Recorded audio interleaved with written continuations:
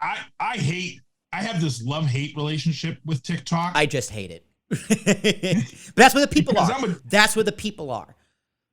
I'm a DJ. Right. Also. And I DJ, I do shows, and TikTok has just ruined it for DJs. TikTok has created this whole world of ADHD music listeners. So when you DJ an event now, people only want to hear like 30 to 40 seconds of a song now, and then they want to be right into the next song. They want you to start spinning the next song. So now if you're a DJ, you've got a 4-hour night or 2 hour. Let's just say you got a 2-hour night DJing. Guess what? The amount of songs that you now need to keep a crowd happy is insane, because people only want to hear the best verse, a couple of hooks, and then they want to be into the next song because of TikTok. And it has just ruined society as we know it. Oh, it's horrible. But I love it. I love I can be on TikTok and blow 2 hours.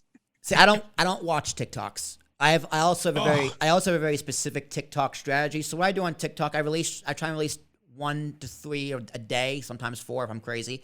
I take weekends off because I need to breathe. But if someone likes, comments, or it has any interaction with my account, I immediately follow them, unless they're like clearly a bot or they don't have like an actual profile picture. Yep, I immediately follow them. And then when my video is uploading, I'll go to my following section and I'll just scroll through and like videos. It's like, hey man, I'm following you. I'm here. Just notice me, please. Look at me. Right, I'm over here. Right. Yeah. I ignore the For You section because that helps me nothing. Helps me with nothing in terms of my goals for the podcast. Also, it's kind of helpful because I think it's roughly 2,070 people I follow on TikTok. I got about just over 400 followers. I go, okay, I have 2,000 people have engaged with my profile in one way, shape, or form that are actual people. So that's just a metric. It's just something I like to know. But TikTok's interesting. It's very, very interesting. I hate that attention spans are short, and it's still so ironic that the most popular podcast in the world is 4 hours.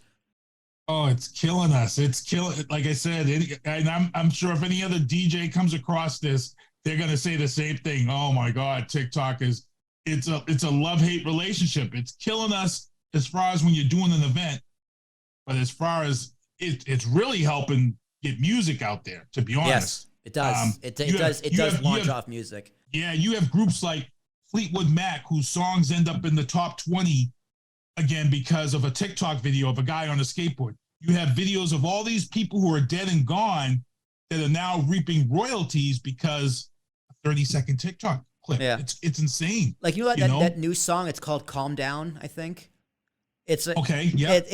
I can't sing, but it's just like it makes noise. It's like lo lo lo lo lo lo lo lo lo. It's like all over the radio now.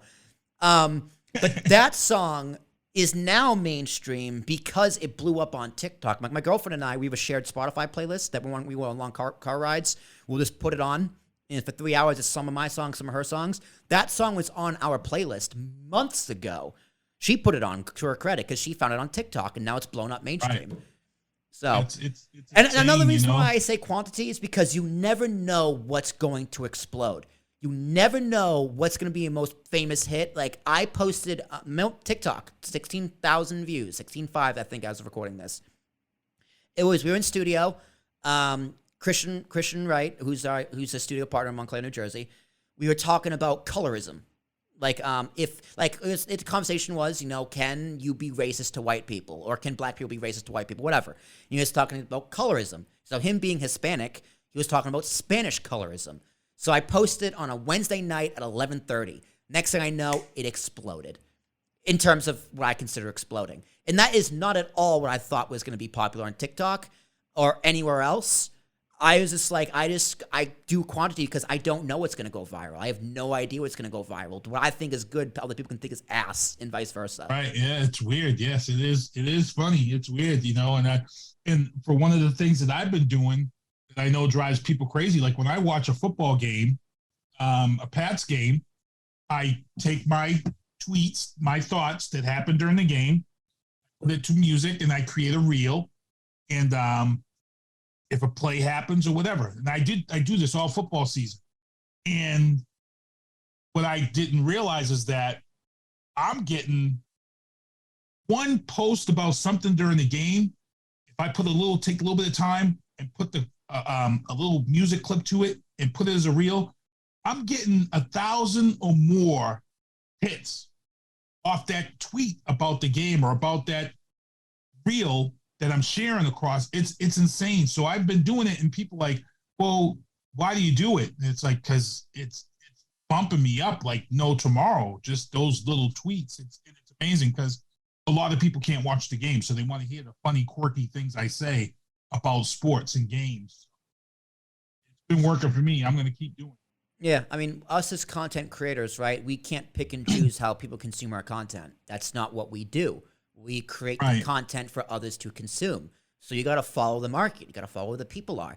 Now, I will make that sacrifice. Like, I hate Reels, I hate TikTok, but I'm going to make that sacrifice and make it because that's my biggest chance of people finding what I want them to find, which is this full 15-minute discussion and counting. Right? That's what I like. That's what I like to consume. Right? I don't really. Well, I do like clips. Right? There's podcasts out there like Andrew Schultz's podcast, The Flagrant 2. Those guys are just hilarious, but I don't have 2 hours to sit down and watch their podcast. But they got clips. So I'll watch the clips, most of them, if not all of them. And it's just choice. If I'm giving any advice to a content creator, choice. Give your audience choices. Like, some people prefer 45-minute conversations or an hour conversation. Give them that option. Some people like that my podcast speaks to a bunch of different people. You're from Brockton. We're talking about things under the sun. Last week, it was Steve Sosnick who talked about Silicon Valley Bank. Week before that, it was my godmother. Week before that, it was Travis, you introduced me to as a veteran. Week before that, it was another veteran who worked on airplanes. So that's variety. People like the variety. They can get it all in one place. That's why I did podcast playlists too.